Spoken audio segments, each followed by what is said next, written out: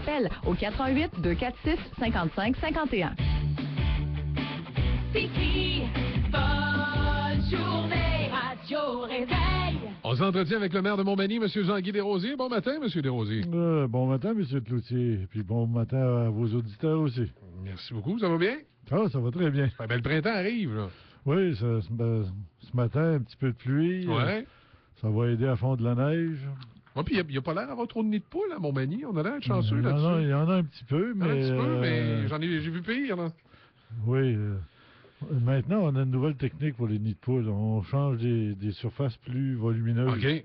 Au lieu de juste remplir les trous. Juste patcher un trou, là. Parce que quand on fait juste patcher des trous, il n'y en a plus l'année d'après, puis toutes les autres sont vides. Ça fait que autrement dit, on se additionne du travail à toutes les années. À toutes les ans, effectivement.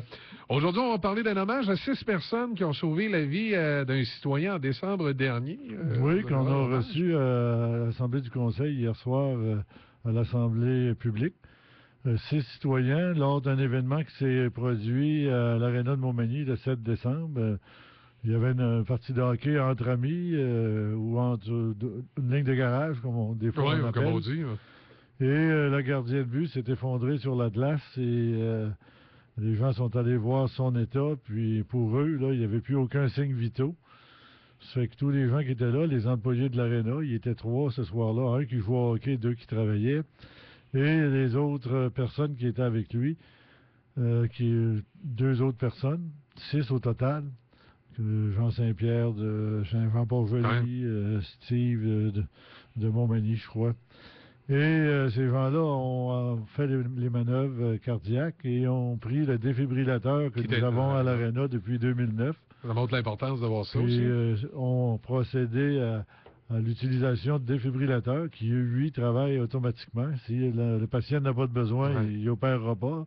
S'il en a besoin, puis c'est rendu simple, de manière qu'ils nous ont raconté les manœuvres. Simple, mais stressant. Ouais. Simple, stressant, mais il faut savoir le faire aussi. Oui. Puis la machine nous dit comment faire, mais il faut le faire de bonne façon quand on nous le dit.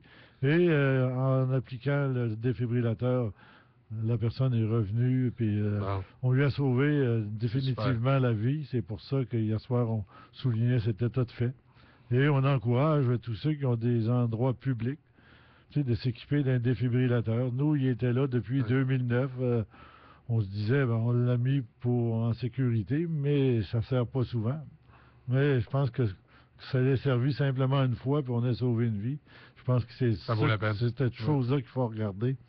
Puis je pense que c'est le plus bel investissement qu'on a fait. On voudrait en mettre dans d'autres bâtisses publiques, mais on invite les commanditaires qui, eux, voudraient se joindre à nous pour s'identifier à un équipement de la sorte, parce que je pense que c'est valorisant pour une entreprise qui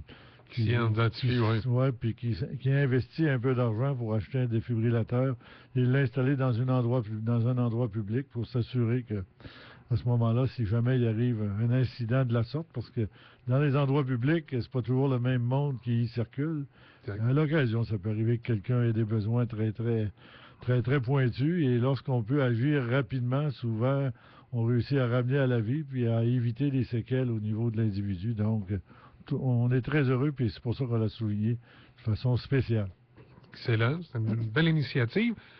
Aussi également, la ville de Montmagny, comme c'est de plus en plus le cas, on fait dans les entreprises, moi j'appelle ça les virages high-tech, une ville de plus en plus doit d'avoir une mobilité. Là, il y a le site mobile de la ville de Montmagny qui va permettre aux citoyens qui ont des téléphones intelligents là, d'être branchés sur la ville. Oui, tout à fait, parce qu'on a développé une copie du site Internet que nous avons pour les appareils mobiles, les téléphones intelligents, parce que on ne peut pas envoyer les mêmes images, la même information, la même compression d'informations, parce que ça devient difficile à repérer sur un écran de 4 pouces par 2 pouces. Donc, à ce moment-là, on a fait un site Internet plus simplifié, avec l'ensemble des informations. Il y a un secteur citoyen. On peut y voir s'il y a opération neige.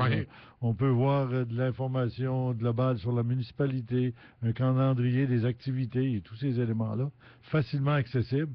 Donc, on est très heureux de l'avoir mis en ligne. Ça vient on avait décidé, quand on a refait le site Internet, qu'on faisait le site Internet de façon conviviale et qu'éventuellement, on irait en ligne pour les téléphones intelligents. Puis nous, on croit que ces genres d'appareils-là deviendront l'outil de référence dans le futur, que ce soit pour la publicité, que ce soit pour d'autres types d'éléments. Oui, L'appareil intelligent nous permet d'aller chercher ce qu'on veut et ne pas recevoir ce qu'on veut pas.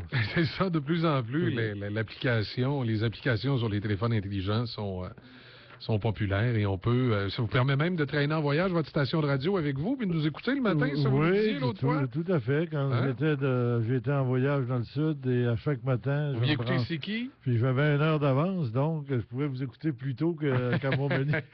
Effectivement. Puis ça fonctionnait très, très, très bien. Sur le bord de la plage, puis t'écoutes C'est qui FM, puis là, les gens te regardent là, parce que c'est en français, souvent. Des fois, souvent, c'est des Allemands, puis souvent des anglophones qui sont là. Ça fait que, non, c'est très, très, très bien.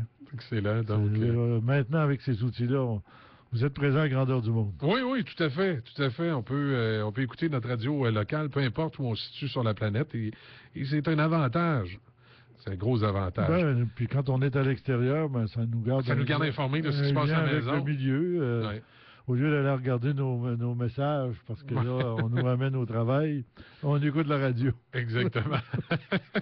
Hey, pour rester dans le monde virtuel, justement, M. le maire, il y a une foire virtuelle de l'emploi qui s'en vient. Oui, je pense que c'est du 18 mars au 22, si je me souviens bien. Et oui, puis on invite les employeurs qui ne se sont pas inscrits sur le site, ils ne vont pas inscrire leur offre d'emploi, de le faire le plus rapidement possible, parce que ça leur donne quand même... ça les met en visibilité vis-à-vis d'une multitude de gens qui vont consulter le site et peut-être qu'ils découvriront la perle rare qu'ils cherchent depuis longtemps.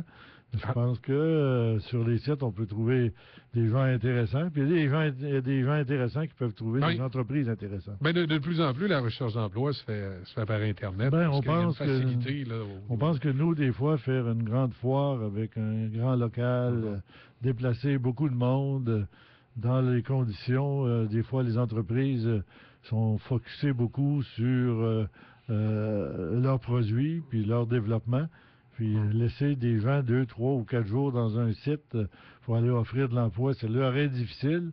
Puis là, c'est une façon de pouvoir le faire simplement et de pouvoir le faire de façon concentrée avec d'autres entreprises. Donc, ça incite les gens à aller voir le site et aller voir s'il n'y a pas des emplois intéressants pour eux. C'est pour ça qu'on les incite à s'inscrire le plus rapidement possible. Je pense que ça peut être un outil très, très intéressant et à la portée des jeunes employeurs, des jeunes employés, parce que les jeunes employés utilisent beaucoup Internet, effectivement. Internet et les médias sociaux, on le sait. C'est la semaine de relâche, la semaine passée, au niveau ça s'est bien passé? Oui, excellent. Il y a eu une belle participation.